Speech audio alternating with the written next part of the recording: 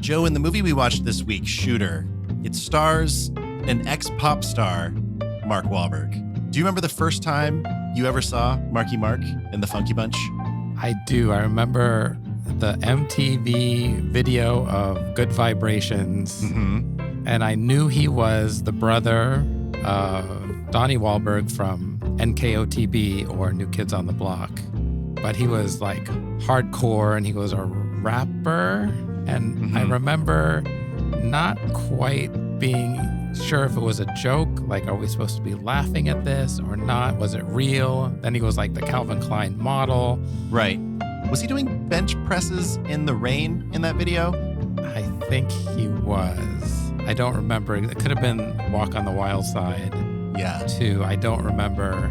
I don't think you can question if somebody's serious if they're doing bench presses in the rain. No, yeah. And even if they weren't doing it in the rain, it felt to me, my memory of it is they were doing it in the rain, which to me says I took him seriously. Yeah. I wasn't prepared for him to become a movie star. And now, like, a huge movie. I'm trying to remember the first movie I saw him in. What was the one with Reese Witherspoon? Is based in Seattle. He's kind of a stalker. That may be it. It's actually a pretty decent movie. There's also, I think, Three Kings. Isn't he in that? Yeah, that might have been the first time I ever saw him. Which is a pretty good movie, but then you read about David O. Russell being just like the worst director ever in the world. That's how he treats people. And you're like, is it worth it? So those were probably the first two that I can remember seeing him in post. But yeah, Marky Mark and the Funky Bunch. It's pretty hard for me to take him seriously. In my head, he's still Marky Mark. Yep. And anytime I see him. And now, I mean, we'll get into it because this movie it's everything you love about Mark Wahlberg and so much more. Absolutely. I will just say that your initial impression of his music is probably the brand he is still operating on as an actor. Yeah. Is this a joke or not? Is he in on the joke or not? It's kind of better if he isn't, but also is he? It's so good. Let's find out and get to the show. Let's do it. Bob Lee Swagger, you're a hard man to find. I'm not hard enough. There's going to be an attempt on the life of the president. The shot would be taken from beyond a mile. 5 or 6 men in the world make a shot like that. We need you to stop it. Out of all the men alive on the planet, you're one of the few people who knows what to look for. This guy knows what he's doing. You gotta take him. It's a setup. Take him now. The would-be assassin, Sergeant Bob Lee Swagger. I didn't do whatever they said I did. I'm in some bad trouble and I need some help. Swagger is still alive. That's the hassle with democracy. There's always a confused soul that thinks that one man can make a difference, and you have to kill him to convince him otherwise. I got a plan. I think I'm gonna need your help. What are you gonna do? I'm gonna find them. I'm gonna burn their playhouse down. I have something you want. Where are we meeting? Somewhere I can see you. Coming from a long way off.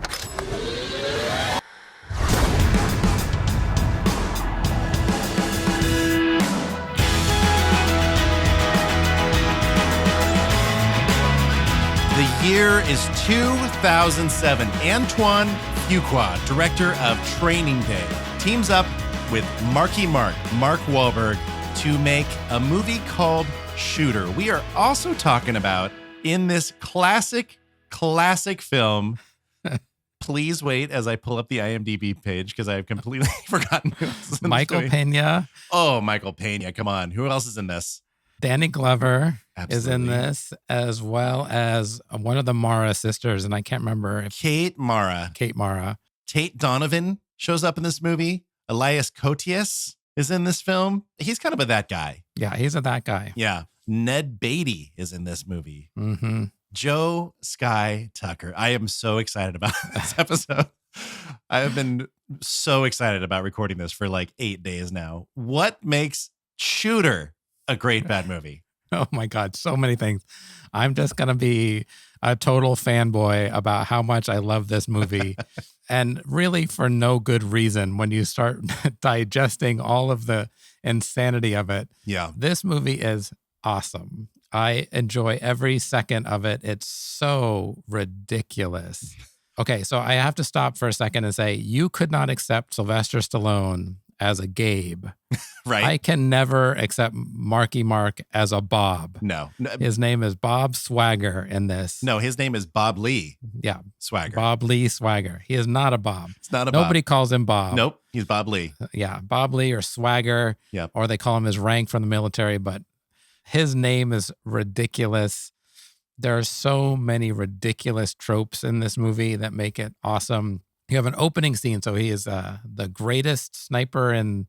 He's a Marine? Yeah. And he's like sitting there with his person who's helping him like scope out whatever the scene is. Donnie. Yeah. So I've added a new trope. Anytime a side character shows or talks about their home, so he shows a picture of his wife, you're like, oh, Donnie, you're about to die, Donnie.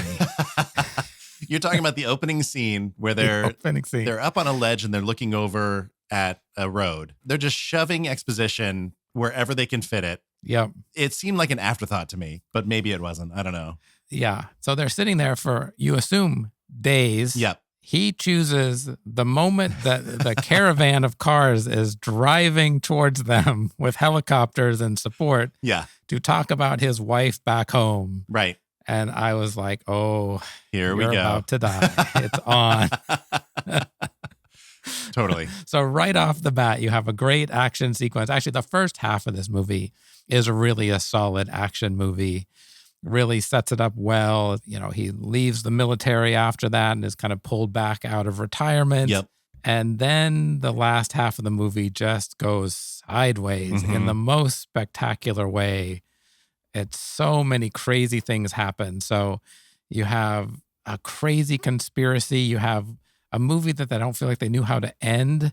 There are 3 different moments it could have ended. Yep. And they just kind of kept tacking on. You have Mark Wahlberg being shot in it and then recovering miraculously. So he's like ready to go. He got some sleep. He went through the car wash, Joe. Went to the car wash. Did a lot of work in there. So this movie is so ridiculous. It just kind of throws everything you can think of into it in the best kind of way where they're not really in on it. So they're really taking it seriously, but it's so bonkers. So I turn the question back to you, Greg Swinehart. Why is this a great bad movie or a great movie /bad/perfect movie in every way? The first 40 minutes of this movie are potentially the best 40 minutes strung together in any movie in film history. The first 40 minutes of this movie are the best movie I've ever seen in my life. Wow. That's a bold statement. And then something happens. Something magical happens. It goes from a great movie to something else, which is a turn I always welcome in movies. Yep. But like most of the movies we've talked about on this show, I was all in and really feeling it. And then it occurred to me the movie I was watching was not as good as I thought it was going to be. But I love this movie. I'm super interested in the phenomenon of Marky Mark. I think it's just amazing what he has been able to do for the last, I guess, 30 years now. Yeah. And he's still, I don't know, he's still like 32 years old, probably, in his movies. Anton Fuqua is a really interesting filmmaker. I think he does a fantastic job in this movie.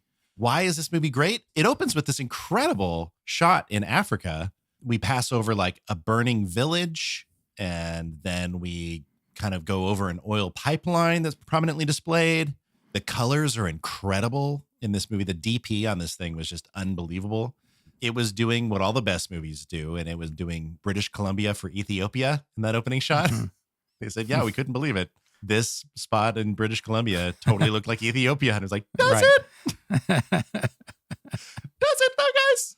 Yeah. But it kind of goes super wide helicopter shot all the way up a ridge to where he and Donnie are sitting. And then they're just kind of joking around and they're shoving exposition in wherever they can. They're talking about the 40 goats that they're looking at through their viewfinder. They're saying they're not on anybody's side, which honestly, I don't entirely believe. I think those goats, at least 20 of those 40 goats were on somebody's side. All of a sudden, we're talking about nursing school and Sarah, and I think she made the clothes that she's wearing in the picture. It's like, what are we talking about here, guys? Yeah. Donnie says, you sure this is a peacekeeping mission? Just in case we weren't asking questions. Yeah. And then there's this great fight, where they're taking people out and people are using mortars or rocket launchers or something, and suddenly choppers are coming at them and shooting at them. Donnie passes away in that fight. I like that his name is Donnie. I don't know if that's what his name was in the book. Oh, this is based on a book, by the way. Mm-hmm. Written by a guy who actually wrote film reviews for the Washington Post and would write books on the side. Interesting that this movie came from a book written by a movie critic. Yeah, a movie critic. The book must have been great. Yeah. The movie had something else in mind. One of my favorite things that happens, and this is a spoiler alert to a drinking game of Great Bad Shots, where Sure. you have a helicopter with this massive machine gun that misses Mark Wahlberg, Swagger's character, but kills Donnie. Yep. And they're literally laying next to each other. Yep. And then he shoots down the helicopter, I believe, with his sniper rifle. Obviously. And then, gets away. You'd do the same. Yeah. As the greatest sniper ever, obviously I would. They kind of abandoned him out there. Which kind of flies in the face of every military person I've ever heard talk about, nobody's left behind and they always come back, but they throw in some line about, well, we're not supposed to be here anyway. Right. So we got to go. And he knew the stakes. They were 8 kilometers into a country they should not be in. Yeah. Have you ever done that? 8 kilometers into a country you shouldn't be in? It's going up to Canada. I guess it was more than 8 kilometers into a country I should not have been in. That should have been our opening question. Do you feel Canadian shame? Like you shouldn't be in Canada? Maybe. We should save this for another podcast opening question, but I have a memory of us in Canada. Oh, totally. Totally. Yeah, we should have said 30 years ago. Have we ever been 8 kilometers into a country we shouldn't have been in? Yes, we have been. All right, that's a little teaser for a future story. Foreshadowing heavy in this episode. They are just hilariously detailed with what they're doing up there as they're like snipering. Donnie says the wind is 3/4 value, push 2 left. And I was wondering, did you agree with that? Was it that much left? I felt like it was a little too far left. 2 feels a little strong for me. Yeah. Yeah. Okay. 1.5, maybe. 1.5. 1 for sure. Yeah. You know what? 1 to 1.5, whatever it takes. It's a Mr. Mom reference. All right. So after Donnie dies, I'm kind of going through this a little bit chronologically because we cut to 36 months later and he's grown out his hair. He now has a ponytail. He's living up in, do we know where he is? Is he in Colorado somewhere maybe? British Columbia sounds about right for me. They were definitely filming it in BC. Yeah, I guess we don't really know where he actually was. But 36 months later, I know we just talked about how 2 years later is my favorite years later. I think 36 months later might be my favorite months later. Nice. I feel like it's a really solid amount of months later for a movie to jump. Yeah. You have to do a little bit of math to figure out how many years is that. So, yeah, I like that. I was in on how much further into the future we jump with that. Sure. So I don't know if it's my favorite. I'd have to do some thinking about my favorite months and years. So. Listen, you don't have to have the answers. It's my job to have the questions. Right. That's right. Okay, so he's in the cabin and my mind starts to race at this moment. Like, oh my gosh, what is this? This is Commando. Is this Rambo? Like, how many movies have we seen where the hero, after some sort of incident, is now living in the woods in a cabin peacefully? And like a chopper comes, or in this movie, a car comes filled with Danny Glover. Even better if it was Danny DeVito. Gosh. Why was it not Danny DeVito? Yeah. Couldn't afford him, probably. Let's just cut straight to who should be in the remake. So Danny Glover shows up, and as he's pulling up, they're like selling the good guy immediately. He's the best out there. He's one of the best there's ever been. Best case scenario for me. Just like, hold up. What are we doing? So Danny Glover shows up. National treasure Danny Glover. National treasure. Absolutely. Should be in every movie. I have so many questions about this scenario of somebody showing up on the mountain. What movies did it remind you of? Definitely Commando comes to mind. Yeah, it's every like military out of retirement film for me. Yep. Yeah, he's the best there ever was. They compress so much into that first 5 minutes or 10 minutes where he's like the best that ever was, and we'll get him, and all of that, and they sell the good guy. So yeah, and Commando's a really good, probably the best one that I can think of. But there are so many more. I feel like even Fast 6 uses this to pull them out of retirement because they found Letty and they have to go save her. And So this is a meta trope, if you will, on this kind of film. And to me, it really works because they're setting us up for something. Yeah. You know, you kind of, if you're following along, you're like, oh, all right, the conceit is that there's credible evidence that there's going to be an assassination attempt on the president, Mm-hmm. and they need the best sniper in the world to figure out where that could happen. Yeah. And so it all kind of makes sense. That's why it is like I feel like sometimes the beginning of this movie is playing to type for the twist that comes a little bit later when he's set up as the patsy in this movie. Yeah. Spoilers. Jeez. Yeah, sorry. Spoiler alert. If you haven't seen Shooter, and what are you doing with your life if you haven't seen this movie, quite frankly? Nothing good. Yeah, so they're setting it up and it feels like over the top in a way, but it works. Like you said, the first 40 minutes of this film are perfect. Best picture. I wouldn't change one thing about them. Yep. Then we go to Crazy Town.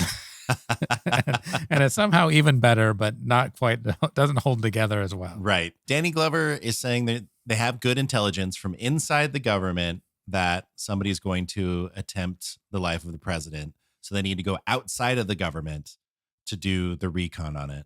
And so they ask him to do it. And they kind of pull on the patriot strings. You know, you signed an oath, you stood in front of a flag and said you believed in, you would defend the Constitution. And our guy's just like, okay, I guess I have to do it if you're going to pull those strings. They show up to his house and Elias Koteas, is that his name? He's trying to like talk to Mark Wahlberg's dog. Mark Wahlberg starts something that he continues throughout the movie, which is he says a lot of exposition so fast, you have absolutely no idea what he's just said. But he says it in a way that you get the meaning, even if you didn't get the words. So here's the scene when he's telling the guy not to say hi to his dog outside the cabin. Don't do that. Come near the porch, I'd invite you to have to shoot the dog. It's a slow draw you got there. Sure you want to do that? Shoot a dog in this county in a man's land, I'd bury you in the hill. Tell the sheriff a month or two later, he understands. Take your hand off your weapon, slowly. So the gunnery sergeant doesn't have to bury you in the hill. Danny Glover is laughing in that scene, like, so he doesn't have to bury you in the hill. He's entertained by him. So then they walk into the cabin and he gets invited into this adventure. We're off to the races. Inside the cabin, not only did the dog get a beer out of the fridge, like a Budweiser out of the fridge for Mark Wahlberg, like best friends. His dog's name is Sam. Mm-hmm. But Mark Wahlberg has the 9/11 Commission book on his desk. I missed that. And he's reading a website that I want to say Noam Chomsky used to contribute to. He's a little bit like trying to get to the truth, but he's also maybe a little bit conspiratorial as a person, maybe. Right. It seems like that's kind of what they're alluding to. Anyways, he hops on a plane and he's going to check out DC, Philadelphia, and one other spot. I don't remember. Yeah, Boston, maybe. Maybe. Also, he's cut his hair. And so we lose the bad wig. Was that a wig? I mean, if it was Tom Cruise, it would have been his real hair and he would have actually been a sniper in the military for 20 years. But I think it was 100% a wig. But, well, if it was a wig, I think it was a mistake to have the character cut off the ponytail. I think this would have been a better movie had he had a ponytail the entire movie. I 100% could not agree more. He does call somebody to take care of his dog, and he says, feed the dog once a day, read him some ballistics tables if he looks lonely, because he's still just all about that shooting long range, 1,000 to 2,000 feet away, or yards. Are they yards? I think it is yards, but they they change it. And I think there's talk of like, there's only one person who could make this shot. Yep. In these conditions under these blah, blah, blah. Yeah. You know, there's so much of that in this movie. It's so amazing to watch. It's so fun. Shooters that are so good on our planet that it's like a short list. It's like there's only like 3 or 4 people on the planet who could even do that. Are you one of like a group of 3 or 4 people who are so good at something on this planet that you guys all know each other? I wish. Man, that sounds like a cool group to be a part of. Yeah. Yeah. Maybe. Probably not. I mean, how many people have your koozie game? That's true. Yeah. You like your cans cold. Yeah. You're not trying I like to my hide alcohol cold is what I'm saying. So And you pronounce it koozie, which I think is that what everybody calls them, or is that just you guys? Feel like most people do. But Okay. I'm in the small group of people. We all know each other. We see each other at the meetings of people who don't call it that. Yeah, we have meetings about you all too. So Obviously, don't worry. yeah. You'll get yours. No, still don't get them. So this is really convoluted. I don't think we should get through all the plot, but long story short, he does the recon, tells them where the shot is going to take place. And then the shot happens anyway, but they frame him and they shoot him. And now he's on the run having been shot. And that's the ball game, right? That's the movie. Yeah, that's the setup. And that takes us right to 40 minutes. Yeah. Well, he meets Michael Pena. Like Steals his gun and maybe like his car. Yeah. And is on the run. But right up until that point, like you kind of feel it coming, but it's clever. And you're like, oh, okay, now we're on to this next part of the movie. And then we just take a left turn into like how much crazy plot stuff and action movie tropes can we throw into this of like he's been shot twice. Right. So he goes to a car wash in a police car. And it's the world's longest car wash because it allows him to do surgery on himself, leading me to add a new trope to our tropes of medical care from either themselves or, in the vet's office or the girlfriend or whoever it is. So we have both of those things. A bag in the trunk is not out of question. Yeah. So he does surgery on himself in a car wash. A car chase happens. Oh, let's talk about that. There's a car chase in this that is very similar to the Striking Distance car chase in some ways. There's some hills that cars kind of jump over.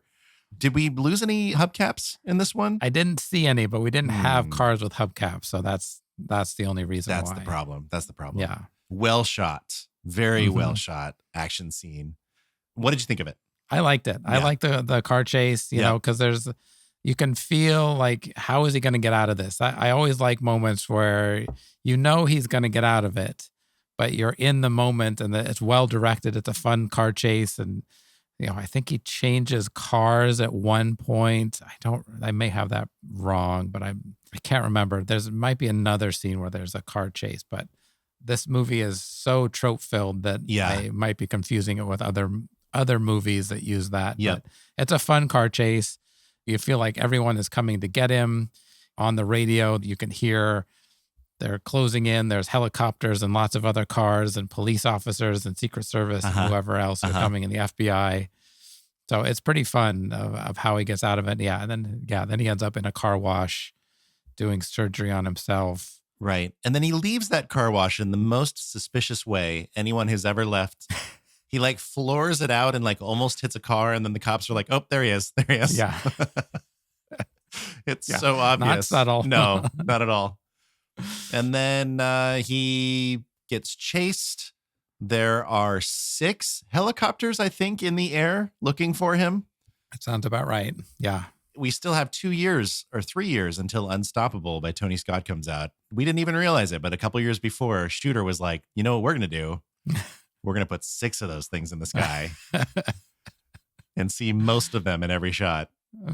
We should say, if we could just kind of time out for just a second, we are dealing with our first action scene right now. Well, it's not our first action scene, but it's the first prolonged one. We need to get into the second unit director of this movie. We'll get to Antoine Fuqua. We'll get to other people who are in it. But you know what, man? There are people who make these movies that really resonate with me, and they're called second unit directors. They're the people who are in charge of the stunts. And so this movie's second unit director was Jeff Haberstad. We've been talking about how we often will watch a movie and enjoy it in ways that we don't quite understand. And then we'll realize the action director of many of the movies that we love worked on this random one, And so this guy, first of all, worked on the first Spider-Man movie with Sam Raimi. Then he worked on 61 episodes of Alias, that show Alias with Jennifer Garner, which was run by J.J. Abrams. He worked with Sam Mendes on Jarhead. Do you remember that movie, Jarhead? Took place in Iraq. Yep. And then this movie. And then he went on to do The Happening with M. Night Shyamalan. And yes. Where the trees are out to get you. Absolutely. Spoiler alert. Oh, wow. Spoilers for The Happening. The Day the Earth Stood Still with Keanu, The Last Airbender with M. Night Shyamalan. Then he did a movie called This Means War, directed by McGee. Have you ever seen This Means War? I don't think I have, but I've almost watched it. And that's got some of our favorite actors in it. Yeah, it's Chris Pine, Reese Witherspoon, and Tom Hardy. And it's kind of like a triangle, a love triangle, but like two of the people are spies and they're like just doing crazy. It's kind of like the good version of Night and Day. Okay. That Tom Cruise movie where it's like a comedy, but there's also action. Anyways, I bring up This Means War because one of my favorite people out there, a friend of mine, Mike, one time we were just talking movies and I said, what's your favorite movie of all time? He didn't even think about it. He just goes, This Means War. Have you seen the movie? It's the greatest movie in history. And I was like, oh my gosh, we just became best friends. Yeah. So anyways, and then he goes on to Iron Man 3 with Shane Black. Okay. He does After Earth with M. Night Shyamalan. He does Ant-Man, Doctor Strange. Apparently he directed the third act of Doctor Strange. Like this guy's the real deal. Yeah. He worked on The Old Guard. And then another great bad movie he worked on, The Mother with J-Lo. There's a lot of his movies that we're going to be getting to. So this is just a little bit of a precursor that we will be tracking with the films of Haberstad. It's going to be incredible. And I watched the director's commentary of this movie because I have the Blu-ray right here. Of course. And thank you, Joe, my friend Joe, for giving me this. And Anton Fuqua said there were a lot of times where we could have done like basically CGI close calls. This is 2007. You just weren't a movie in the aughts unless you had like crazy close calls all over the place. Antoine Fuqua said, we chose not to do that and maybe kind of tie it a little bit more to the 70s where car chases were just car chases and you didn't have to have special effects to make them feel like something. So that's my long rant about that car chase that ends with Marky Mark going in reverse into some water in DC. Was it in DC? No, it was Philadelphia. Philadelphia, yeah.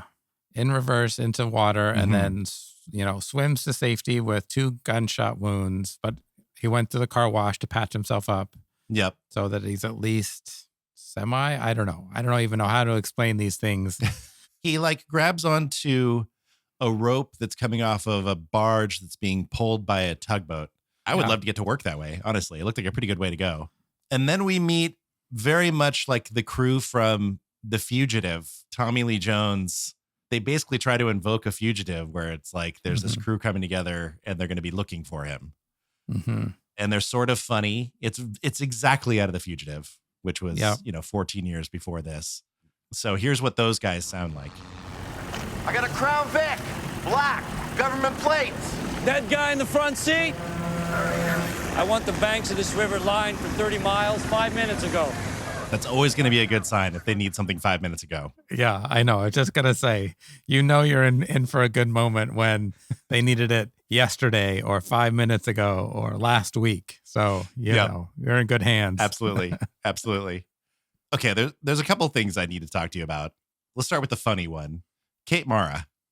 40 minutes into this movie, he goes to Kate Mara's house. Kate Mara was married to Donnie, his partner who was killed in the beginning. Let's have the conversation that needed to be had about Kate Mara in the movie Shooter. It feels like she's a far better actress than this role needs to be. Yep.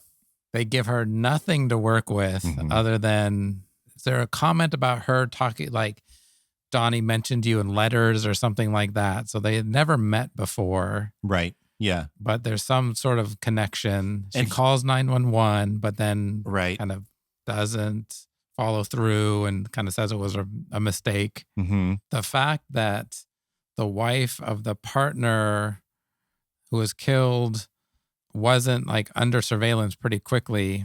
It's a pretty glaring weakness for the Secret Service in this. You know, she should have been under house watch, but that's far too in the weeds for this movie. Right. Yeah, I like her as an actress. I think she's like a lot of great actresses in these kinds of movies, taking ridiculous lines and making them believable. So it's perfect. Then she does some surgery on Mark Wahlberg.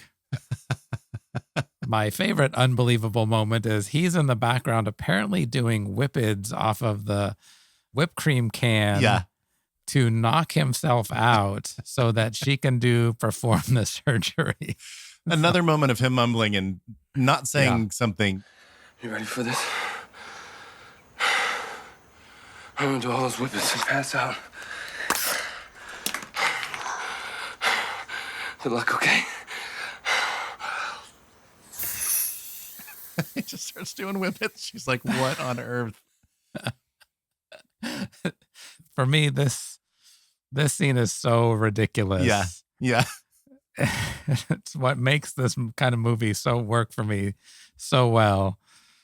But she just goes along with it. Like, there's not a question. And then we have to have the conversation about Mark Wahlberg saying lines out of breath when there's no reason that he should be out of breath like that. I'm so glad you brought this up because it is the elephant in the room. It's something that I decided to call breathe acting. Should we let people hear what breathe acting sounds like? Okay. Absolutely.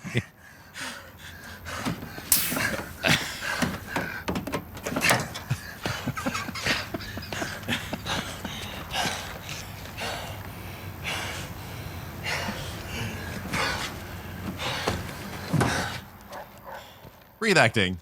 That's him stealing a hose from a truck so that he can make a makeshift IV. Mm-hmm. He then uses a lighter to sterilize a needle, but then puts the solution through a hose from under the hood of a truck. Oh, it's so perfect. And the reason you don't even register that is because, like, man, this guy's breathing hard. This breathe acting is really convincing. Mm-hmm. It's something only he does, really. Yeah. Yeah. Every single movie I've ever watched, I think I first noticed it in Planet of the Apes when he was in that in like 2000. Wow. Yeah. And every scene he's in, he's out of breath. And he seemed to be running a lot in that movie. Mm-hmm. Mm-hmm. But in this one and all of his movies, he seems to have moments where he is breathing like that. And he hasn't just been running. He's just like walking around. Sure. Breathing hard. Yeah. He either needs to go see a cardiologist or... Yeah. This is his brand. Yeah. Are we serious about the breathing? It's exactly what you thought when you first heard his music. Yeah, exactly. Is he kidding? No, he's in. Okay. All right. That's weird. Just amazing. Yeah, I think that Kate Mara is really good in this movie and just has so little to work with. Mm-hmm. I was very torn while I was watching it. Would this movie be better if she had more, or would this movie be better if she had less?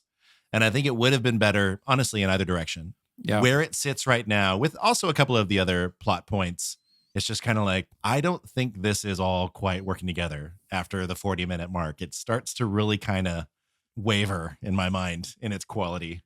Mm-hmm. It just didn't quite all come together, maybe the way they wanted to. This did feel like the kind of script that was a book and then became a movie. And by the way, they did a lot of versions of this script starting in like 93.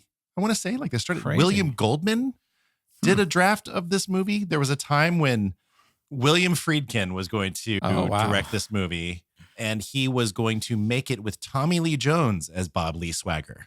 Okay, interesting. I could see it kind of taking on more of a Manchurian Candidate feel from not the one with Denzel, but the one from the 50s with Frank Sinatra? Yeah, Frank Sinatra, which is a really good movie, actually. Oh, I've never seen that movie. It's really good. It's got Angela Lansbury is the bad guy in that. And she is spectacular in it. That movie is really good. It's a really good, like, shockingly tight movie. We got to watch that movie. Yeah. It's a great movie. It's not, we'll definitely should not be on this podcast. It'll be an accidental episode of Great, Great Movies. Yes. Okay. Yeah, William Friedkin, who was going to direct this, who was known for The Exorcist and The French Connection, To Live and Die in L.A. He was going to direct it with Tommy Lee Jones. Tommy Lee Jones was going to play Bob Lee Swagger as the opposite of his character in The Fugitive. That was his plan. And for whatever reason, they couldn't get the script quite right. I think it was still too convoluted. And so they ended up making a movie together called The Hunted with Benicio del Toro and used basically all their ideas that they had for Shooter in that movie. And then they decided if that movie had succeeded, the sequel to that would be Shooter. They would get the book and officially do it. So we're saying this script was pretty convoluted. This was the most streamlined version of the script that had happened in like 15 years. And yet still, it's just kind of like, what are we doing here, guys? Yeah. That's remarkable considering how off the rails this movie goes. Because we haven't really talked about Nick Memphis or Michael Pena's character. Yeah. Who I love Michael Pena. I'm a big fan of his. I think he's great in action and comedy. Probably best known in comedy. He's also been in Ant-Man and those sorts of things. If you've seen him in those, he's also done some independent stuff. His character is so shoehorned into this to me. Like, I am still not 100% clear on how they reconnect with him after he's had his surgery, and then they meet in the coffee shop where Kate Mara comes in and does like a Julia Roberts from Pretty Woman impersonation. Yeah. To give him some information because Michael Pena doesn't believe what he's being told by his higher ups, and he thinks that something's going on. And so you have this like, how are they connected? Yeah. And then all of a sudden they're like, it's a buddy comedy cop movie where they're now partners to like solve it. Yep. And they're going to raid houses where there are, 50 bad guys and it's just two of them, and they're going to kill all of them and find out, it's like, what happened? Like, and I honestly don't quite know how they connected all the dots there. And his character is like the one inside the system that's trying to ask these questions. And then there are people in the FBI who are also, you think, are good. And then who are the bad guys? Yep. We're not sure, but there's not enough exposition given to that part. So I'm still not 100% sure who the good guys are and the bad guys in the government besides Danny Glover, who's amazing in this. And he's the bad guy. And he's like a contractor. He's like a Blackwater. Is that what that, one of those war contractors? Right. That he can go do illegal things in Right. other countries. We should say that the house that they attacked there was the house of the scientist in Mission Impossible 2 who came up with, was it Chimera? Yeah. Yeah. So maybe it's a shooter Mission Impossible averse now. Absolutely. This is a side mission. Yeah. Yeah. Yeah. That scene where Kate Mara is doing the Julia Roberts, she has like a Southern accent and she's slipping him some information about Danny Glover's character to try and draw him out. That's kind of the whole thing. I think so. Yeah. My note about that scene was, what is this movie? What are we doing here? Yeah. I think that's probably a super entertaining movie. She would be incredible in it with Mark Wahlberg and Michael Pena. But that was not my understanding of what was happening here. Yeah. Such begins the multiple scenes where you go, wait, what movie am I watching here? Yeah. I think Antoine Fuqua had a stripped down script from a larger, tome. And so I bet she did a lot more stuff like that in the book. And, it kind of worked as a scene. It was entertaining. So let's do it. But man, I think some editing needed to happen there. Yeah. I feel like what would have saved this movie for me to get to the convolutedness would have been another 3 months later, 6 months later, where... Hard disagree. You got to go 36. All right, 36 months later. Okay. And then they reconnect with Michael Pena's character and then try to unravel the conspiracy as he's on the run or something like that. Yeah. The time frame from when he's shot to the end of this movie, it's like a week. Like... So it's just so much happens. Again, somehow he and Michael Pena now come together and they're partners in this.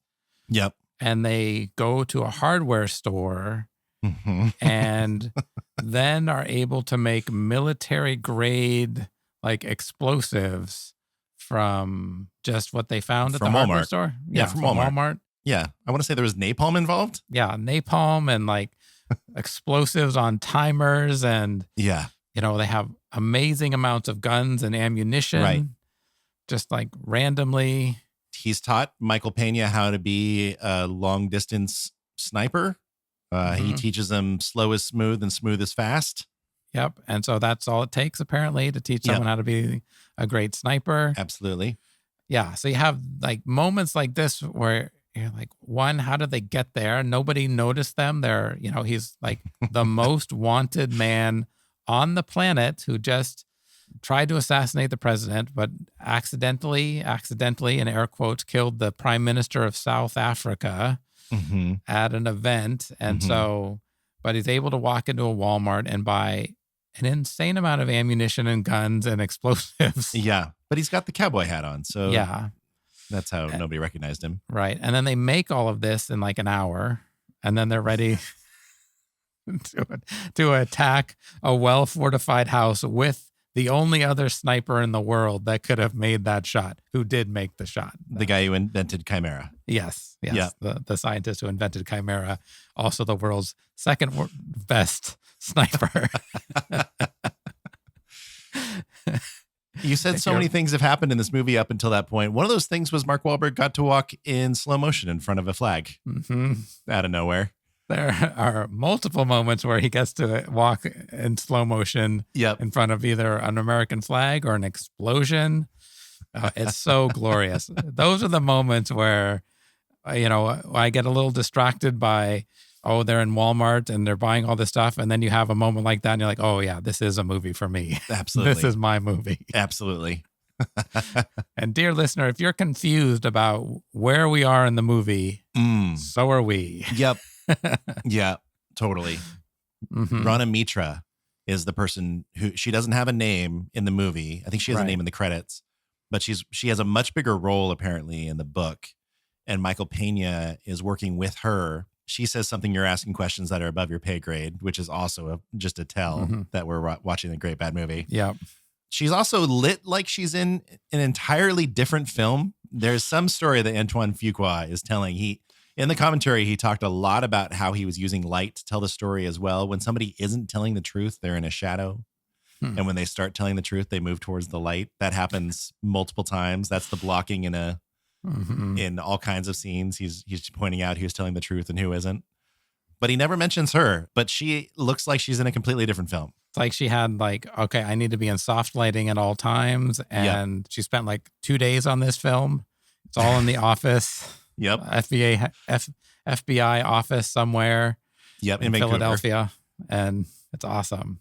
I was really struck watching this movie. A lot of it was filmed in British Columbia, which is just north of us. And man, we live in such a beautiful part of the world. I mean, Washington is incredible, but British Columbia all the way up to Alaska or to the Yukon Territory, just incredible.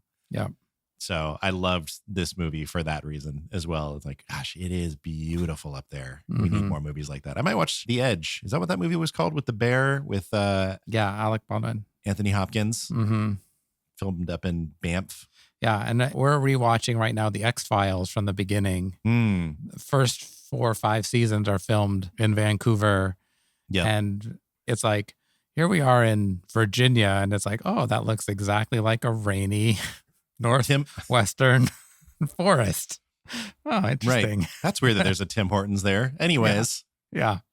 Speaking of Vancouver for America, this movie became a TV show with Freddie Prinze Jr.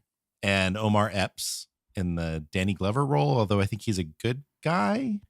I watched the pilot episode, and it's filmed in Vancouver for Seattle. And there has never been a more Vancouver... It's hard. It just created a conundrum for me. When you live in Seattle and they're showing you maps of Seattle, you're like, oh my gosh, I was on that street yesterday. Yeah. And then it's so clearly not America.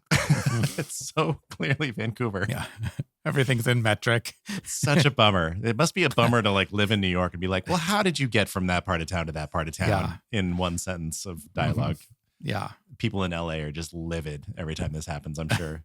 You know, when they make a TV show of a movie and it's just, you just accept that it's really not as good. And the line delivery is just TV-ish. That's how it was. Okay. I Googled TV shows based on movies. And I think that same year there was a show called Taken. I was like, maybe I should have watched that tonight instead. Yeah. Anyways, that's Vancouver for America. Did I derail the episode? Should we just call it here? Yeah, let's call it good. We're done. I don't know. Cut to the close. Absolutely. It sort of made sense, but then there was Freddie Prinze Jr. and I pretty much I stopped listening after that. You know, we usually don't go through blow by blow on a film, but this one deserves it because we have the scene where they have the action scene where he gets to the person who invented Chimera and also the second greatest sniper in the world. Yep. They have a good scene. I actually like that scene between them. That person kills himself and then there's more bloodshed. Yeah. Then we have Ned Beatty enter. If you don't know Ned Beatty, he's like a character actor really from the 80s and 90s. He's that guy in a lot of stuff. Yep. As a senator. And somehow we end up at the top of a mountain. I feel like I'm missing a few things that happen, but for the life of me, I can't really figure out why, other than maybe they just had the rights to shoot at the top of a snow-covered peak. Yep. Glacier. But there's no reason that they need to meet there. And one of my favorite things that ever happens in these sorts of scenes happens where they're going to like get everything out in the open and meet and whatever. The bad guys are there and the good guys. And so Nick Memphis or Michael Pena is coming and they shoot him, but he's got a bulletproof vest or actually like a big piece of metal. Right. And then Mark Wahlberg is there hiding as a sniper and killing kind of the bad guys. Although there happened to be 4 bad guys that could have easily killed Michael Pena at any point after he is shot and drops his thing. But they missed that opportunity. And then they use it to like, he finds the other snipers and kills them and then comes and you're thinking, okay, this is the end of the movie. That's what you're thinking. Sure. In my head. Yeah. The first time. This is the second or third time I watched this movie. Thinking, oh, we're at the climax of the movie. Yeah. They kill Elias Koteas, who's the bad kind of henchman. Well, Kate Mara shoots him. Kate Mara shoots him, although his arm is blown off by Mark Wahlberg shooting him. Very obviously. Allusions to, what was that movie we saw back in the day with Bruce Willis? The Jackal. The Jackal, yeah. With Jack Black, who loses an arm. Yep. Yeah. There's like a subplot where Elias Koteas, it's alluded to he has been abusive to Kate Mara when he goes to kidnap her. And so she shoots him. It's just the most unneeded subplot. Yeah. They're just trying to give good actors something to do in a movie. And it just does not add up to anything that makes you think this movie is better as a result. Yeah. So you have this climax at the top of the mountain and speeches by the bad guys and the good guys about. And we're done. Credits roll. Yeah. Yeah. And you're thinking, yep, we're done. Oh, no. No. We have 2 more scenes at least of this movie to go. So then he's arrested by the FBI.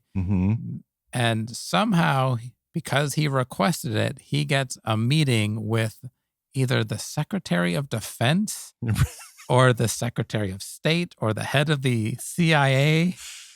And it's like, how does a person who has been accused of killing the Prime Minister of South Africa get a meeting? And not only that, at this meeting, they bring his freaking gun to the meeting. Right. Yeah. And let a guy in with a bullet. Yeah. Yeah. To have another climactic scene where you think it's going to end. Yeah. But it doesn't. No. But can I just point out, why wasn't this taking place in the Oval Office? At some point, somebody should have called and said, wake up the president. Yeah. Why not just go straight to the president? Exactly. Because it is, I feel like, alluded to that the president is in on the conspiracy because they're trying to kill the president, but the president isn't killed. The Prime Minister of South Africa is killed. Right. And this is what we learned from the bad guy from Mission Impossible 2. Or no, the scientist. Sorry. I don't want to place blame on him. Yeah. 90 minutes into this movie, we get an exposition dump of what the whole movie has been about. Yeah. What did you think of this I thought it was a pretty good scene, but why am I just now finding all this out? It seemed to place a lot of weight on something that seemed very much worth talking about. But perhaps earlier in the film? Perhaps earlier in the film. Yeah. That's an excellent question. It's why it's on our podcast. It's the only answer that I have for you. And God bless it. So what we find out is in the beginning of the movie, the camera goes over a burning village and a oil pipeline and then gets to a road where people are driving down the road, and Marky Mark is shooting people on that road. Mm-hmm. And what we found out is American-sponsored contractors, in the name of getting oil to go through a certain part of Ethiopia, basically wiped out a village and burned it to the ground. So now the oil company can get the oil to go through there. And the reason they did that, they didn't even ask the village if they could do this. They just did it so the next village would know to just get out of the way. That's the plot of this movie? That's the plot of this movie. Okay. It's very 2007. We're in the middle of two wars about oil in the Middle East. Mm-hmm. So I feel like that played heavily on it. There's a lot of bad guy exposition about this isn't about good guys and bad guys anymore. This is about haves and have-nots. And, I feel like there are 3 or 4 different speeches by different people about that theme. But yeah, it took us a long time to get there. And then kind of in the light of today's politics, it feels a little like that's what this movie's about. Like you think that information getting out is going to make any difference about anything that anyone's doing in this day and age with everything that's going on in the world. Like that coming out and to light would be back page news. In the movie, it's like, if this gets out, heads will roll. And that's why the assassination at the beginning of the movie didn't kill our president. It killed the prime minister of Ethiopia. Is that? I can't remember, but some African nation prime minister. Because they thought he was going to say something to out that this had happened. Right. I was pretty floored by Antoine Fuqua, the way he finished his director's commentary in the scene where they let Bob Lee Swagger into that government, whoever that was, director of something, with his gun. They show that director pictures from the African village saying this operation happened and this is all a big cover up of that. And so he starts looking at pictures, and this is about a minute long, but this is Antoine Fuqua saying, this is why I made this movie. This scene right here with the Africans, these are all real images of atrocities from Africa, which is heartbreaking. Those images, which is really why I wanted to make the movie. I wish we could have dealt with that a little bit more. There's no time in this particular type of film, but it's just horrific, really disheartening to look at the images of what really happens in those places, of those sort of horrific events that take place in these countries, in particular Africa. If you really look at what that means and look up several events that are happening in the world today, it's quite enlightening to see how much people are suffering for oil and diamonds and things like that in Africa. Women, children. When you make a movie like this, you want to deal with that subject more, at least I do, because you can't just touch on it and not really go deeper into it. It makes it complicated to continue on when you look at these images. I think it's noble. He openly admits you just kind of can't do that in a movie like this. But this is what made me want to do it. And so he's kind of he's sugarcoating an idea into culture. But, and I feel like this is a big but. Yeah. What's your response to that? I think your word is spot on. It's noble idea in concept. And then in practice, it totally misses the mark of what if that's the movie that he wants to make, I totally could have seen this being that movie. Yeah. And you set the whole movie in Africa. Maybe you don't have a white protagonist. Sure. Fighting, it's like an anti-colonialistic, the extraction culture of what we do to second and third world nations. Yeah. I think that's a great story to tell. I think that is not even 1% of this movie. It's really an action movie with Mark Wahlberg. The societal point that he's trying to make is lost because it's put in too late, and you've kind of surrounded it by the tropes of an action movie and a Mark Wahlberg movie. I don't know. That's how I feel. What do you think about it? Yeah, I feel like if I was him, I would have done the exact same thing. I would have been like, this ended up being the most important thing in this movie for me personally while I was making a big dumb movie. So I just thought it was really fascinating. I think he perfected shooter type movies with the Equalizer trilogy. and we will for sure get to those. I mean, those are Yeah. incredible. I think those movies definitely know what they are, Yeah. more so than this one. And I think the movie he was trying to make, there's just a lot of really good craft in it, but it doesn't quite add up to, I think, what they were hoping it would. Yeah. It doesn't pick a lane. Right. And then you end up with these weird grandstanding commentaries on Yeah. kind of American colonial power in the middle of a Mark Wahlberg movie. It's like, and like, I'll be the first to admit I'm not the biggest fan of Mark Wahlberg. What? You Shots buried the lead on fired. this one. Yeah. I don't think he's like a terrible actor in an action movie. I think he's not going to ruin a movie, but he has a particular kind of brand, which is toxic Boston masculinity, sometimes wink to the camera. Yeah. Yeah. So to me, it's at the wrong moment. I got that they were trying to include it because there were a couple moments where I was like, oh yeah, the Africa thing. And then the second time you see it, you realize the story he's telling with that initial shot. You know, it goes over the village. It shows the oil and then goes to the conflict and the people involved in it. And, it, you know, this whole movie ties back to that incident or whatever. Yeah. So, I mean, all of that story was trying to be told, but man, I mean, yeah. We were also being introduced to Sarah and how she made her own dress. And is this a peacekeeping mission? Yeah. And also, is it a totally different movie if, you know, you have Denzel Washington in the main character as the star? Right. Or Tommy Lee Jones. Mm-hmm. Yeah.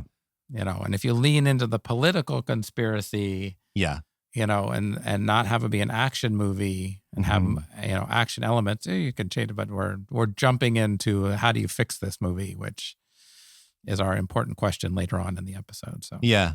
Well, and then at the end that they wrote and shot after it had tested not as well as they wanted it to, they realized they needed a different ending. So that's your kind of theory that it has a few different endings. It totally does. Like it didn't test as well. In the commentary, Fuqua said that women especially wanted justice to be done against the bad guys. And they wanted Mark Wahlberg to do it. The original ending of the movie was Ned Beatty gets on a plane and as it's taking off, it explodes. I would have preferred that. Yeah. Honestly. There was like a conversation between Kate Mara, Michael Pena, and Marky Mark as they're walking away from the government building. And we kind of say bye to their characters as they're like walking down the steps or whatever. And then it cuts to Ned Beatty getting on a plane and it blows up. And that's the end of the movie. I actually think that's it makes it a better movie because for those who haven't seen it, the last scene is Mark Wahlberg goes in and, you know, Ned Beatty and Danny Glover and henchmen are in a cabin somewhere, you know, relishing the victory that they've had. And then he basically just comes in and kills everybody and blows up the cabin. And then it's in the snow, of course, because I'm not quite sure why. And then he leaves and gets in the car with Kate Mara and they drive away and credits roll basically. So yeah, I like the other way better, but it's again, that's under the guise of a different movie completely where you kind of take out the action pieces and bring in more of the political and social intrigue into the movie. So we've basically rewritten Shooter into, it really is in a lot of ways, the Manchurian Candidate. Yeah. If you're going down that road of the conspiracy or did you ever see Jacob's Ladder, which is an actually terrifying movie? Yeah, that's why I didn't see it. It's really good. Tim Robbins, Adrian Lynn? I think so. Yeah. You and I both don't do horror well. It's one of those movies that I saw and I was like, oh, this movie is great. And then I couldn't sleep for a week. So. Oh, yeah. Ned Beatty, Danny Glover, a couple of the henchmen are in a cabin. The cabin has former presidents on the wall. Yeah. And this movie was in 2007. And Ned Beatty says, I'm a United States senator. And Mark Wahlberg says something like exactly. And then he just shoots him in the head. I was just like, I really hate this ending. I don't like this at all. And apparently the script that they had written, once they had rewritten that ending scene, was Ned Beatty had like a long speech. So they were kind of blocking it and figuring out where the camera was going to be and whatnot. And Ned Beatty was doing his speech and Mark Wahlberg, as a joke, interrupted it and just like pretend shot him in the head. And the crew laughed so hard at that they were like, well, why don't we just do it that way? And then they kind of came up with the other thing. But Fuqua says that this movie is coming out in 2007 and there's a lot of anger out there. And this ending scene kind of changes the meaning of the movie in a way that he was initially uncomfortable with. But he also said people are so angry in America that this is testing really well. And he just said, I think it's best that emotion is captured and done on the screen versus in real life. So he was like, I think this is the way for us to process this kind of emotion. Mm-hmm. So I'm okay with it. It feels like a movie that in a lot of ways, the way it came off couldn't have been made at any other time. Yeah. You know, it for sure has a point of view. It's patriotic in a, I don't know, it's trying to say something about politics, and I think there's like all of the pieces that would make it a good movie and not on this podcast Sure. are kind of pushed to the background and then just kind of surface in odd ways of speeches about patriotism and heroic shots in front of American flags and stuff like that feels kind of, again, it's just the wrong movie. I feel like this is like one of those movies where Shane Black needed to come in and ghost write. Oh, totally. And go, what are you doing? This is an action movie. Or what are you doing? This is a political thriller. Yeah. And pick a lane. Yeah. It's like. Pick a lane is what this movie should have been called. Yeah. Seriously. Yeah. There's like a random Delta clearance subplot in the government stuff that just is just completely wasted. Yeah. Just extra noise to make it seem important. I don't know. I don't get it. Yeah. This thing goes all the way to the top, I think is what they were trying to say. Yeah. It goes all the way to the top, but then we don't actually get to the top. Right. So yeah. Does it go to the top? Who knows? Yeah. Does it go over the top? Probably. Where would Marky Mark stand in an arm wrestle with Sylvester Stallone? I mean, would he meet him halfway across the sky? I hope so. I think this is a draw. This is like Over the Top Part 2, where Sylvester Stallone comes in and has to like coach Marky Mark in how to be an arm wrestler and win his son back. Marky Mark is his son, grown up from Over the Top. I'm 100% in on this movie now. All right. We just need to retcon the every time he talks to his son, he says Bob Lee.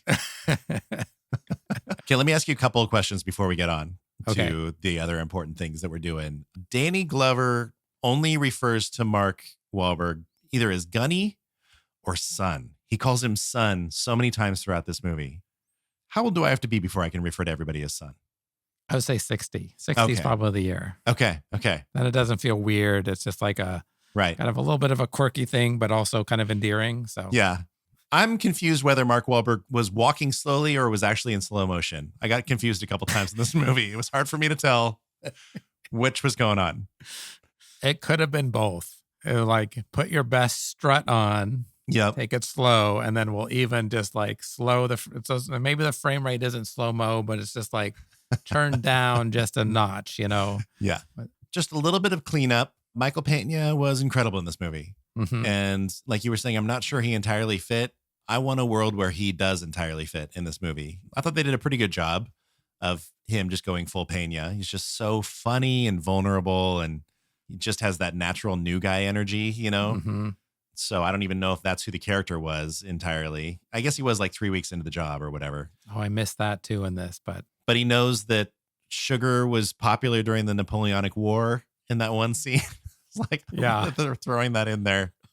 I don't know why, but I love that they're throwing that in there. I forgot about that. That's such a ridiculous moment of totally. Why would you know that? Right. And it's just for us to like tell the audience something.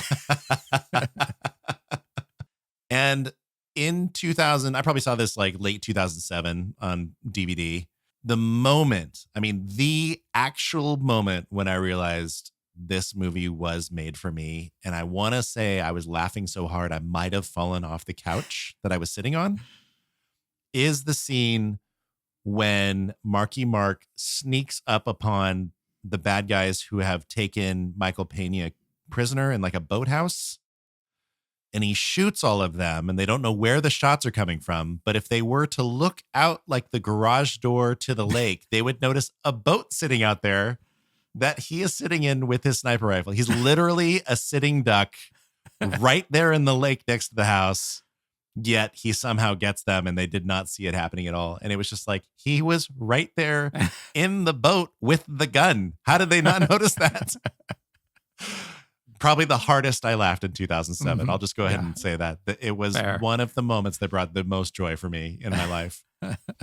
They go to visit the guy who's like the old guy in Tennessee who knows everything about snipers and guns and whatnot, how you could match a ballistic to a gun or whatever. Right. That guy, his name's Levon Helm. He was the drummer in the band. What the hell is he doing in this movie? Like Bob Dylan's band, known as The Band. Yeah. He was the drummer in it. And he had been in a documentary that Antoine Fuqua was part of. And he was just like, that guy was awesome. Let's just get that guy. He's a drummer in a band called The Band. That's awesome. Okay. Joe, there is one very important thing we need to talk about when it comes to Shooter in 2007 before we move on to the other segments of the show. Okay. I'm totally dragging this out, but this is too important to miss. Okay. This movie came out in 2007, 7 years before another movie. In this movie, there is a guy who's the best who's ever been, and he's now out of the game, very good with guns, and then they killed his dog. Mm-hmm. Is this movie the prequel to John Wick? Maybe not a prequel, just John Wick is Shooter, but better. Yeah. Is Shooter in the John Wick-averse is basically the question.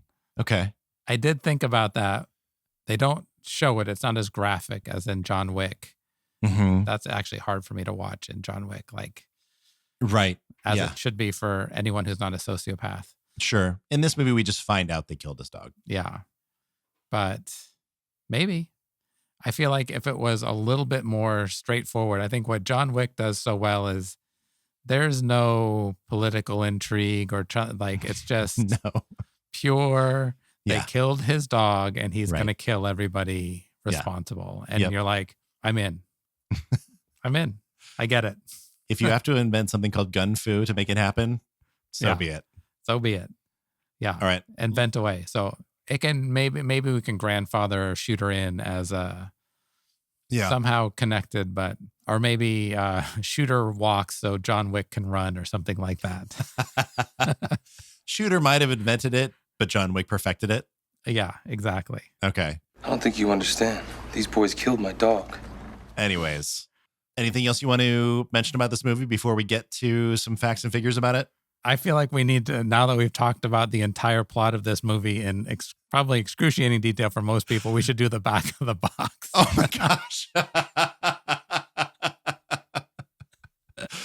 Okay, in case anyone isn't clear about what this movie's about, Joe, if someone was walking down the aisles of Blockbuster Video trying to figure out what movie to rent tonight, they see Shooter.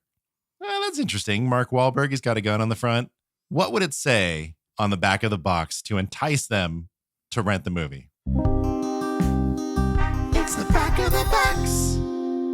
When former sniper Bob Swagger, Mark Wahlberg, is set up as the patsy in an assassination plot, he must use all of his skills to survive and clear his name. What he uncovers is a conspiracy that leads into the deep halls of power. Racing to stay one step ahead, can he shoot his way out, or will he become another unwitting, nameless victim? Driven by electric action scenes and a powerful climax, Shooter doesn't just break the mold. Dare we say it? Shooter shoots the mold from 1,000 yards away. And then the bad guys grab the bullet fragments Right. from the can of soup. Match the metal. I mean, we didn't even talk about that part of it, but there's a ridiculous piece about matching the metal from metal the bullet. turgidity. Yes. Metal Oh my God. Oh my God. It's so ridiculous. All right. Well, I am not sure if I am ready to rent this movie based on that. So I need to hear your real back of the box. Let's get honest here for a second. All right. What is your real back of the box? All right. The first half of this movie is near perfect, if not perfunctory in how it gets there. The best retired sniper ever is pulled back into his old life. Then he is set up and on the run. Great. I'm in. You had me at Mark Wahlberg being the best sniper in the world. From there, we embark on a conspiracy theory, how the world really works soapbox, what one man can do to Why are we in the snow? How did we get a meeting with the Secretary of Defense? And while it is certifiably bonkers and makes no sense, I absolutely loved every second. In fact, the crazier it gets, the more I love it. Thank you, Shooter, for going there. Yeah. We didn't know you had it in you. This movie came out late March 2007. Its budget was $61 million, and it only made $47 million in America. But it made another 48, almost 49 internationally. So it had a $95.6 million haul in theaters. This movie came out in 2007, so DVD sales were still very much a thing. This movie made $59 million in DVD sales. I would do a spit take if it wasn't going to make a mess on my computer everywhere. Movies back then used to have a real afterlife thanks to DVDs. Let's talk a little bit about what some of the critics said about this movie. Wendy Ide from the Times in UK said, ultimately, it's just a vigilante picture with ideas above its station, which I think is probably UK for above its pay grade. Yeah.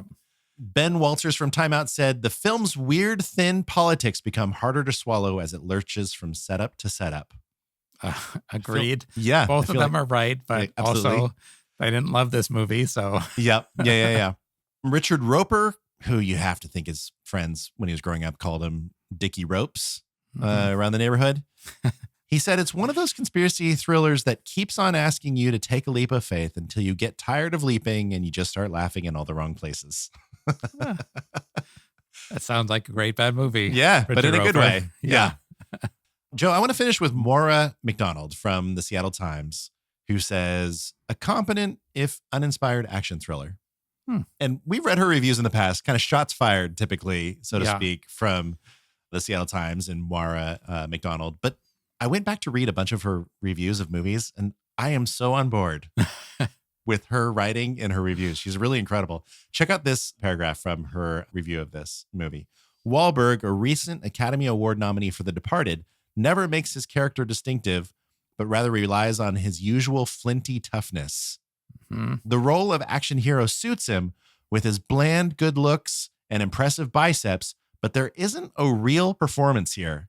Perhaps that's just as well. It'd be lost among the gunfire anyway. I agree 100% with that. That's an unbelievable paragraph about this movie. It took us an hour and 15 minutes to say that paragraph. Yeah. Okay, Joe, let's get to the tomato rating real quick. Okay. It feels like a 70 to me. It does? Okay, that's weird. I mean, audience score feels just like dead on 70. Yeah. I feel like critic score is going to be somewhere around 72, but probably, honestly, it's probably like our best movies are critic score like 40, audience score 70 or better. So that's my guess. This movie has a 48% on Rotten Tomatoes. So far, so good. Audience score is 80%. Yeah, see? It's our movie. And that's not flimsy. That's from over 250,000 user ratings. Okay. Can I tell you one last thing? And it is my very favorite piece of trivia on IMDb trivia about this movie. It is Mark Wahlberg is a former member of the Funky Bunch organization. He has real FBO vibes, I suppose is what they're trying to say. Yeah. I didn't realize it was an organization, but that's, Oh, so organized. You have no idea. Joe, should we finally get to drinking games in our episode on Shooter? Okay, let's do it. All right. We'll start with our stock drinking games. So, silent or low flying helicopter? Oh, so many in this movie. So many. At least 6 in one scene. Opens with one. I feel like at the mountain scene, there are 2 helicopters. Yep. So does the opening shot of a helicopter in this movie make it fly under a bridge? Does that happen? Or am I confusing it with some other great bad movie I've watched recently? I don't remember. Okay. It feels like something Tony Scott would have done in in every movie he's ever made. Yeah, totally. Do we have a push in and enhance? Oh, yes, we do. Absolutely. Yeah. We do not have when 2 people share a slow motion look in the middle of chaos, nor do we have an explosion with silent suffering and ringing in the ears. Missed opportunity in my mind. Actually, do we have a can you push in and enhance moment of this movie? Or is it just we have a lot of like surveillance camera footage of him? I have the surveillance camera footage of him, so you can take a half a drink on that one. Half a drink. Okay. I did count that because they're looking at screens and they're in like a room where they would have a push and enhance, but they don't have the classic, let's clean it up and run it through this. And then all of a sudden a grainy photograph is perfect. Yeah. So, yeah. Okay.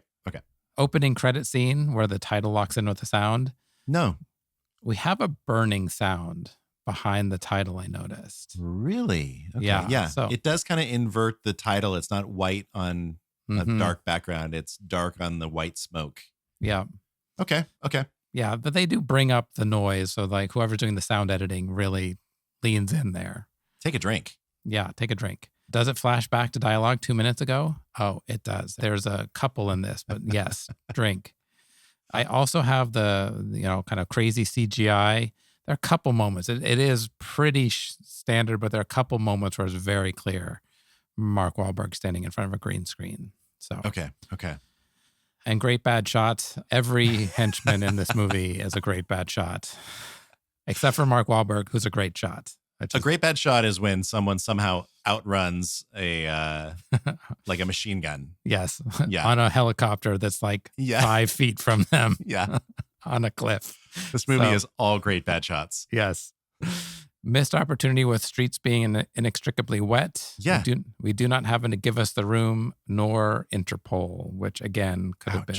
So yeah, those surprising. are stock. But now, Greg Swinehart, I toss it to you. What is one of your first drinking games that you came up with watching this? Anytime you can see 3 or more helicopters on the screen, take a drink. All right. I have every time they talk about the world we live in as a speech, take a drink.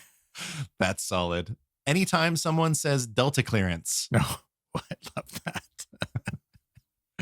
I have anytime you see a ghillie suit or someone who's wearing one of those suits that snipers wear, take a drink. Made for the character by a real sniper, by the way, like their actual person. Okay, I have a new kind of game. Okay. Ooh, I like it. This is a drinking game. And again, this doesn't have to be alcohol. I do this at work on Zoom calls with my coffee. When somebody says a certain word, I'll play drinking games with other people in the meeting. But if you are sitting next to someone watching this movie, anytime we look through the scope of a gun in this movie, you go every other. So you have to pay attention to whether it's their turn to drink or your time to drink. It happens so much in this movie. It seems like a fun hangout with a friend. It's your turn to take a drink or it's mine. Is that a trope that we need to just add? Because basically the way that I'm looking at our tropes is I'm just like adding stuff as I see them throughout movies. But that is such a like shots through the scope of a gun. We see that so much in the movies we watch. So think about it. So our trope list is also called Signs You Might Be Watching a Great Bad Movie. I think if you're seeing through the scope of a gun, there's a very good chance you're watching a great bad movie. Yeah. Okay. So I think it should be added to the list for sure. All right. I'm adding it to the list as we speak. Okay. I have one. So this is a very specific scene. So we have the scene at the top of the mountain where there's like the big, you think it's going to be the climax of the movie. On the glacier. And then you have when Mark Wahlberg gets there, he makes the pilot get out of the helicopter and like stand there. Sure. And it's the most awkward shot. And he's in the background. So every time they show the pilot in the background of that scene, you have to take a drink because he's like just frozen standing there as they're having this long scene. But I got so distracted by the pilot standing there. There's like shot, reaction. And he's in the reaction shot behind, I think, Danny Glover in that scene. But he's not just standing there normally. I felt like this was like that actor's big break. And he was like, I'm going to like create a backstory and I'm going to stand in this weird way because of an injury from way back when. And so I just got I went down this rabbit hole on this actor and so that's my drinking game on that. I love that. And it's like driving you to drink. It's it drove me to drink. Yes. I have anytime someone says the name Donnie, Ooh, take a drink. nice. I have every time there's a slow motion hero shot of Mark Wahlberg walking away from an explosion or American flag. Take Love a drink. it. That's a great one. I have anytime Sam the dog eats a carrot out of his mouth. Oh, nice. Every time he puts on sunglasses, which to me happened a lot in like a Mark Wahlberg-esque kind of way. Mm-hmm. And I just have anytime somebody's like chatting on some sort of old school internet chat room kind of scenario. Yeah, I have Take a a drink. like old technology drinking game as well, but I won't go into the details on that. Okay. I have every time he describes the math on a sniper shot. I love it. And I'm done. I'm out. Okay. What else do I you have? have a couple more. I have every time there is blatant product placement in this Oh. film. Like, what'd you see? So there's getting the Budweiser out of the refrigerator. Sure. Yep. The can he shoots is Dinty Moore. Mm-hmm. Mm-hmm. There are a couple other ones, like when he's on the snowy mountaintop, he's wearing an Under Armour Mm-hmm. outfit. So like Under Armour is like right there. There's a couple other ones, but they lean hard. I think Wachovia is in it at different points. So Okay. every time Mark Wahlberg has a ponytail, you got to take a drink in a scene. Absolutely. Yeah. And then every time Mark Wahlberg speaks a line out of breath for no reason, for a reason that he's not supposed to be out of breath for, you got to take a drink. Oh my gosh. That's amazing. All right. I'll do our rapid fire tropes. Absolutely. You might be watching a great bad movie if They kill all the henchmen, but the bad guy lives. I thought they were going to do that one, although they does die at the end, but like you have a couple of those, the false endings happen. So I kind of gave that one. You could throw the color filters in there if you wanted. I didn't for this one. When they're in Africa. Yeah, when they're in Africa. The best at something. So he's the best sniper. He's revenge is the driver of the protagonist. He's coming out of retirement. A friend or colleague, usually a person of color, dies early in the film. Poor Donnie dies early in this film. Action movie trope of no women except for the love interest or the mother. So you have Kate Mara, who's totally underutilized in this. We don't have a duffel bag full of guns necessarily, but we have a duffel bag full of supplies when they go to Walmart and they make all of their stuff. So, and then they buy guns. Yeah. We finally have a bulletproof vest check, so when Michael Pena gets shot and like they show that it was a piece of metal underneath. Why would he do that? Yeah. No reason other than to show us. And then I've added a few more tropes. So we have shots through the scope, as we just discussed. As a trope, you might be watching a great bad movie if when they show the picture of the girl back home, you know that person is going to die. Like every single time. So I've added that as a trope. And then medical care from a partner or lover interest or at a vet's office, or they staple themselves up. So many of our movies have this. And then I have the last new one is just the amazing recovery time when someone gets shot or beat up or whatever. And then the next scene, basically nothing has happened to them. The They're healing totally power of fine. whippets. Yes, exactly. So those are the rapid fire. You might be watching a great bad movie if you see these things. I love it. Joe, can I ask you some important questions? Absolutely. Okay, let's get to some important questions. Did Shooter hold up then in 2007? I think barely.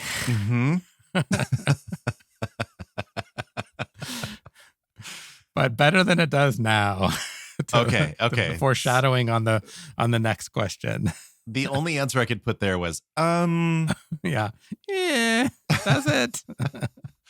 Okay, so the follow-up, does it hold up now? It's rough. It's a little rough in spots. It is rough in spots, yet it has had a total resurgence this year. Did you know that in streaming? It was one of the most streamed movies on Netflix in the spring. Interesting. It's like a cult classic in some ways. And it's also one of the most streamed movies on Paramount Plus recently. Wow, that's wild. Yeah. I mean, just classic great bad movies, just striking the iron while the 2007 iron is hot. How hard do they sell the good guy in this movie? Oh my God. Do they sell the good guy in this? You could not design a better way to sell the good guy than they do in this movie. So I wonder how strong the correlation is between selling the good guy in a movie and having that good guy retreat to a cabin at some point early on in the film. Yeah. It's got, I mean, I feel like John Wick takes it to another level. Yep. And how they do it. Yep. But this movie, spot on. Yeah. It's so perfect. It is perfect. Yeah. Okay. So how hard did they sell the bad guy? Not that hard, really. Not really. Yeah. For a little while, you don't even really know who the bad guy is. And then, right. As we talked about, it just kind of spirals down a crazy train, basically. So who knows? I still couldn't exactly say who the ultimate bad guy of this movie is. Mm-hmm. It's just like a big web of people. You really can't put it out.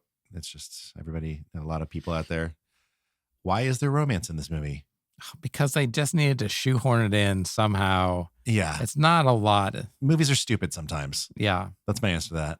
Yeah. There's no reason that Kate Mara and Mark Wahlberg would ever get together in this movie, but they kind of make it happen, but not. Right. It's not too. He's been sending her flowers every year. Yeah. On the date that Donnie passed away, I guess, and a card. Joe, are we bad people for loving this movie? Probably. Yeah. Yeah. It's a hard one at different moments. So yeah. Does it deserve a sequel? I am shocked that there aren't 3 or 4 sequels to this movie, quite frankly. Yep. Deserves a hard word for me, but yes, absolutely. There should be more sequels, and I would watch every single one of them. There's been a bit of chatter about this because of its resurgence on streaming. Marky Mark has said, I would love to work with Antoine Fuqua again and bring this character back. All right. And that show isn't on TV anymore. No. So we're good to go. All right, Joe, how can this movie be fixed? AKA, who should be in the remake? I have a list of actors that should be in it. And this is a sniper free-for-all movie. So I want Tom Berenger from Sniper and the 700 other Sniper sequels that are that. Yes. I want Billy Zane from Sniper, Bradley Cooper from American Sniper. I want Jude Law from Enemy at the Gates, Barry Pepper from Saving Private Ryan, Mark Wahlberg from this movie, Jake Gyllenhaal from Jarhead, Antonio Banderas and Sylvester Stallone from Assassins, and Bruce Willis from The Jackal.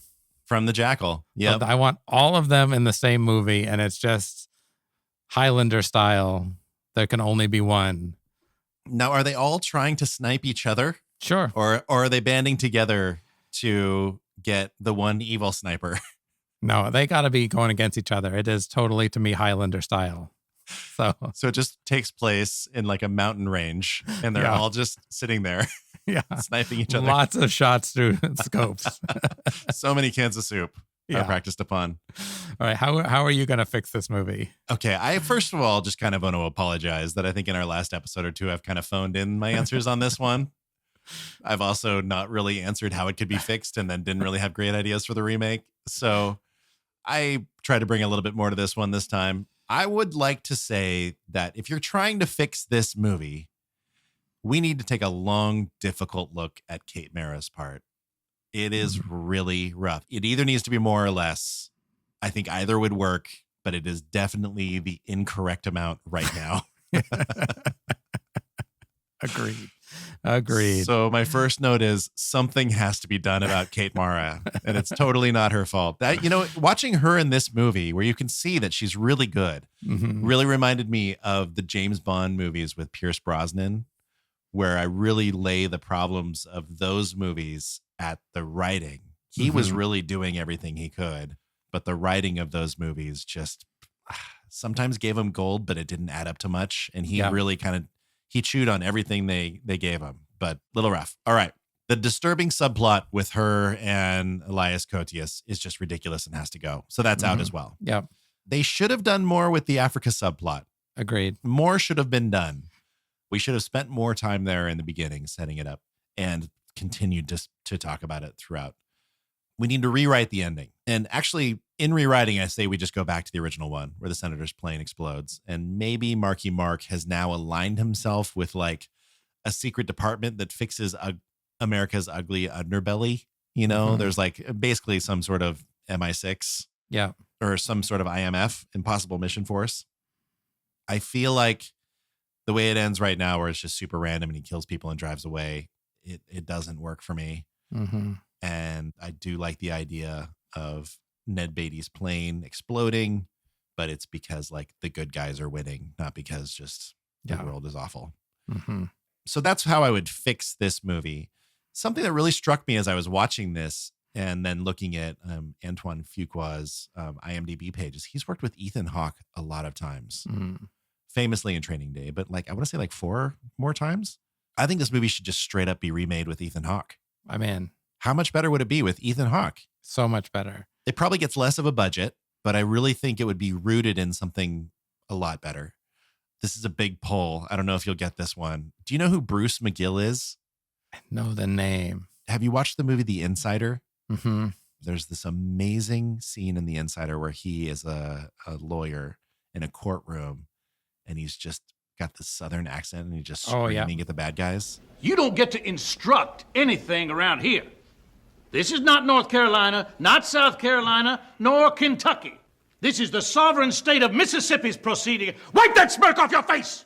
He's that guy in so many movies that you've seen. So I think he is in the remake as the senator. I think Ned Beatty might not be with us anymore. So not that that's ever influenced who should be in the remake in this segment.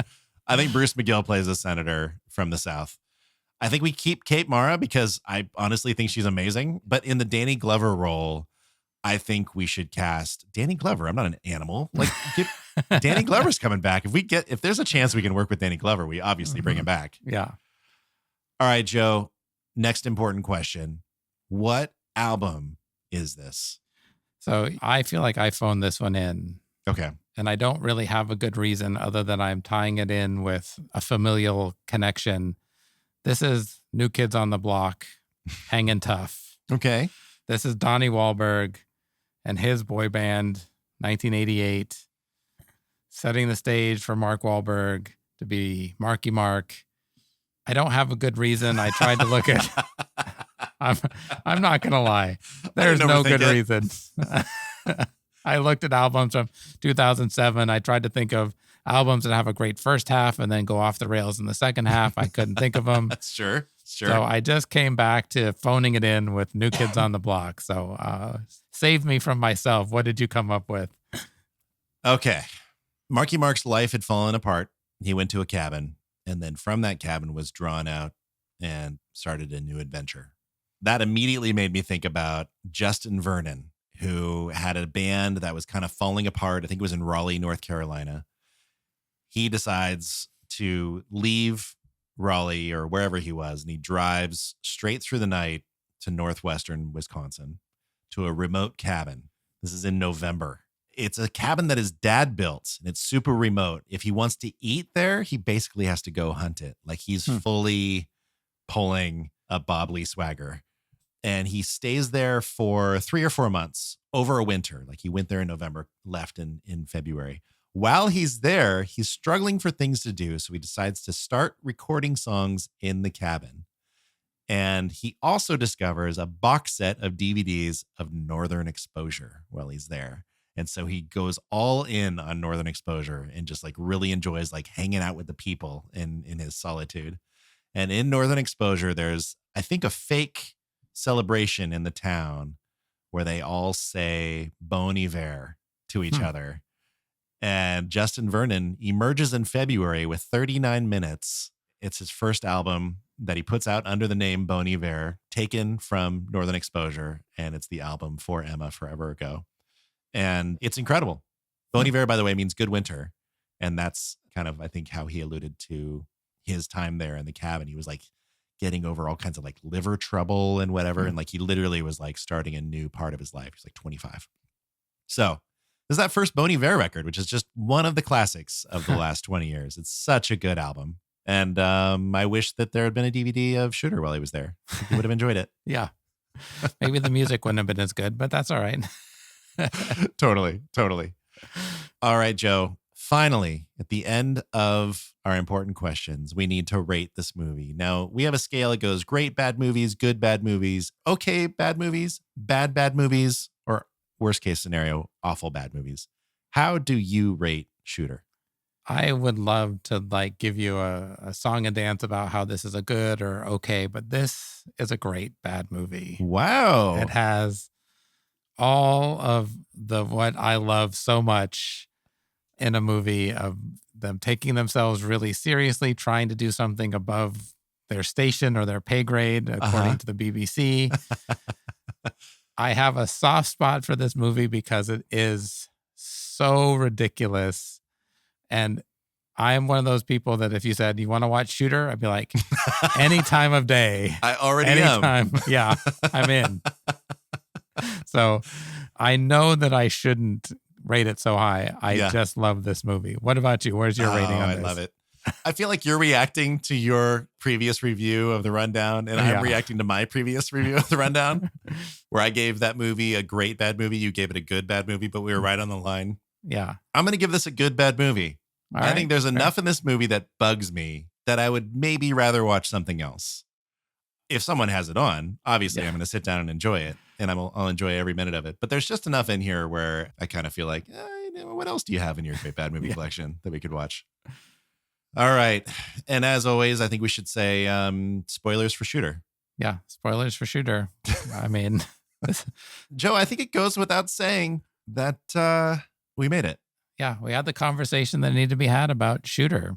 In fact, I would be shocked if anyone else needs to actually ever talk about this movie again. Absolutely. Oh my gosh, I just noticed the time. Listen, this has been great, but I'm going to go do some whippets and pass out. Oh, interesting. Nice. Yeah, I've got to go too. I've got to run over to the hardware store and make some military-grade weapons. No, don't worry. It won't take that long. It's just like a couple of hours, so it'll be fine. Okay, that works for me. Can I go with you? Because while we're doing it, I feel the need to shoehorn in some exposition about Sarah and what her dreams are before we continue doing whatever we're doing here. Oh, it's funny you should mention Sarah. Anyway, I'm a close friend here. He just showed me a picture of his wife named Sarah back home. It's not like we haven't been out here scoping this area for days and days and have been working together for years. Anyway, bad guys are coming. I sure hope he survives and it wasn't a bad omen about of him showing me this picture. Come on, I'm sure he's fine. But listen, if you're going to be doing that, I'm being told it's time for our podcast to jump ahead 36 months. So I think I'm going to do that. Oh, weird. Anyway, Danny Glover is here. He wants me to check out some cities. He's hoping to stop some assassination attempt. It seems totally logical and above board to me. So I'm going to go. Will you do me a favor and take a picture of the engine of his truck? Yeah, absolutely. Okay, great. I'm really starting to question if this is really a peacekeeping mission. So I think I'm just going to head out. Yeah, that's good. Anyway, I'm thinking of growing my hair out so I can have a cool ponytail. So I think you should. And I guess we won't be recording for a while, which works for me because I feel like we're about 8 kilometers into an episode we should not be in. Yeah, that's probably true. Anyway, the barometric pressure is dropping, so I need to recalculate some things on my sniper shot I'm about to take. Sure. Secret weapon is just 2 lefts. Always go 2 lefts. Yeah, 2 lefts. That totally works for me because I don't know if you've noticed. I'm looking out my window and there are about 40 goats out there and I am having a tough time figuring out whose side they're on. So I'm going to go figure this out. Yeah, that's fine. I've got a meeting with the Secretary of Defense. It was super easy to schedule. I just had to ask for it and he said, fine. Out. Also, they're going to have my highly specialized deadly sniper rifle there, even though I've been accused of killing the Prime Minister of South Africa or some African nation. So it's totally above board. I think you're going to get a chance to do your pins bit. Yeah. Always kills. Okay, well, while you're doing that, my dog is here and looking a little lonely, so I'm going to read him some ballistics tables. Oh, that's fine. I also don't have any anesthesia, so I have this can of whipped cream, so that'll work. That totally works. In fact, hey, while you're doing that, I should go. I think I need to get to a car wash because I am pretty sure this gunshot wound is not going to fix itself. Yeah, that's right. I'm going to the store to get some sugar to stop the bleeding. I read about it in some book on the Napoleonic Wars. Sure. We all did. You kidding me? It's on the news every night. Yeah. Okay. Well, that works for me. Actually, oh my gosh, I need to head out the door. I'm about to miss my ride for work, which is a rope connected to a barge being pulled by a tugboat. Nice. That seems like a good commute. Yeah. All right. Well, that works for me. I'll see you soon. All right. See you soon.